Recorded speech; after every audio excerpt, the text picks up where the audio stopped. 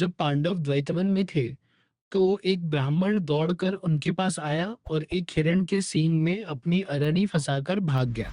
उसने उनसे कहा कि वे उसे अपने पास ले आए, क्योंकि वह उसके बिना हवन नहीं कर सकता था।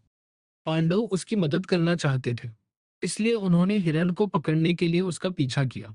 लेकिन हिरण तेजी से भाग गया, घने जंगल में घुस गया और गायब हो गया। बहुत प्यासे पांडव एक पेड़ के नीचे बैठ गए और नकुल को पानी लाने के लिए भेजा।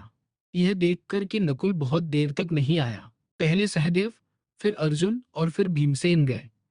यह देखकर कि कोई वापस नहीं आया, युधिष्ठिर परेशान होकर झील के पास गए और किनारे पर अपने भाइयों को मरा हुआ देखकर चौंक गए। ये कैसा आश्चर्य है। मेरे सभी भाई इस सरोवर के किनारे मृत पड़े हैं। वे सभी धर्मात्मा और शक्तिशाली हैं। इसका कारण कौन है? हे युधिष्ठिर, इधर देखो, मैं एक बगुला हूँ। मैं इस सरोवर की मछलियां खाकर जीवित रहता हूँ। तुम्हारे भाइयों ने मेरे प्रश्नों का उत्तर दिए बिना ही जल पी लिया, इसलिए मैंने उन्हें मार डाला। तुम कम से कम मेरे प्रश्नों का समाधान करो और जितना चाहो उतना जल ले लो, अन्यथा तुम्हारा भी वही हश्र होगा। मेरे भाई ऐसे व्यक्ति नहीं है जो किसी साधारण पक्षी के हाथों मारे जाएं। तुम भी कोई बगुला नहीं हो। तुम कौन हो? कोई सिद्ध, यक्ष, गंधर्व या देवता? तुम क्या चाहते हो? मुझे सच सच बताओ।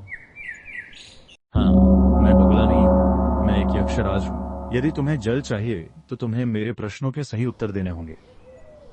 प्रश्न पूछो यक्षराज, मैं अपनी सामर्थ्य के अनुसार तुम्हें उत्तर दूंगा।